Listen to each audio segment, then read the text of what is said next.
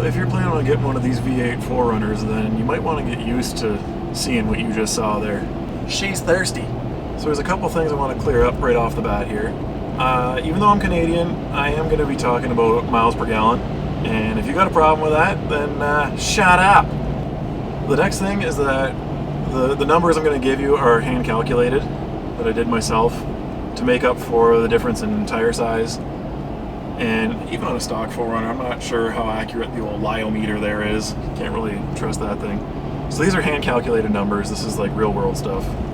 Also, this is not a stock 4Runner, and I'll fill you in on some of the modifications a little bit later on if you don't already know them. And one more thing, I'm using 87 octane. Again, to the people that have a problem with that and think that my motor's going to blow up because I'm not using 91, well, shut up.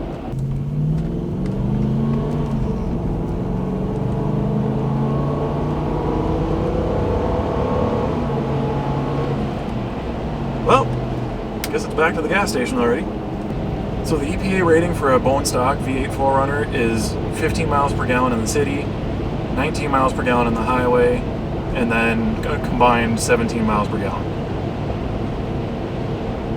Now, the most accurate test that I've ever done on this thing actually ended up being a combination of about 70% city and 30% highway. But I figure that's a pretty real-world test for how most people drive these things.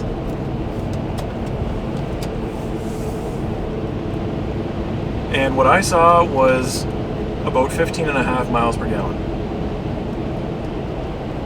I actually tested it again this winter with the winter blend gas and all the idling with the remote starting, and well, let's just say it wasn't pretty. But yeah, that's what I'm getting with this thing with the modifications and everything. 15.5 miles per gallon combined versus 17 miles per gallon combined for a stock one. Now, obviously, the EPA rating for combined is going to be 50-50 for city and highway. This is a little bit more biased towards the city driving side.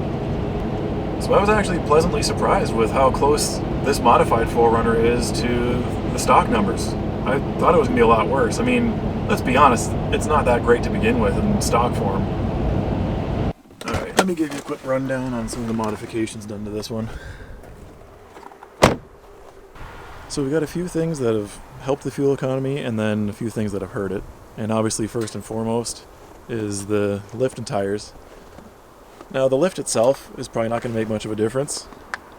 Maybe slight aerodynamic changes, but it's really not going to be a big deal. But these tires, however, these are a game changer. These are 285 70 17-inch Duratracs, and they are heavy. Now for the things that actually help the fuel economy. I don't know if you can see the exhaust antlers in there. Yeah, you can see them shining a little bit.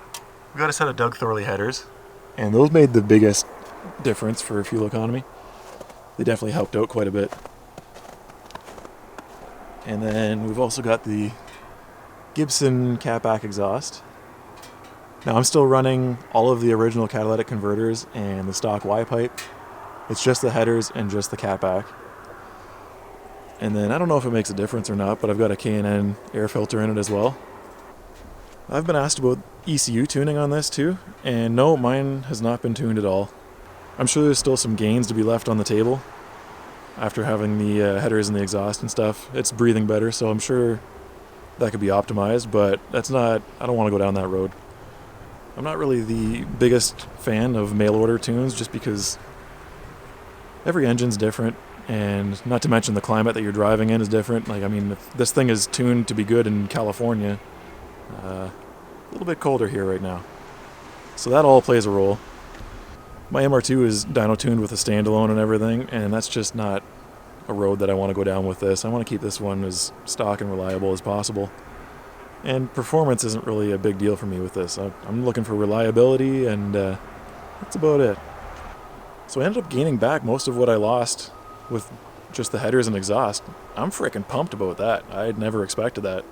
And made it a little bit faster too, so no complaints here.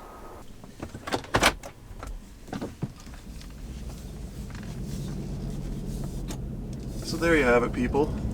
Those are the kind of numbers that you can expect to see from one of these V8 4Runners. I've actually seen as high as 20 miles per gallon, or I think pretty close to it, just on a long highway drive. But that 15 miles per gallon I think is a much more realistic number for a daily driver.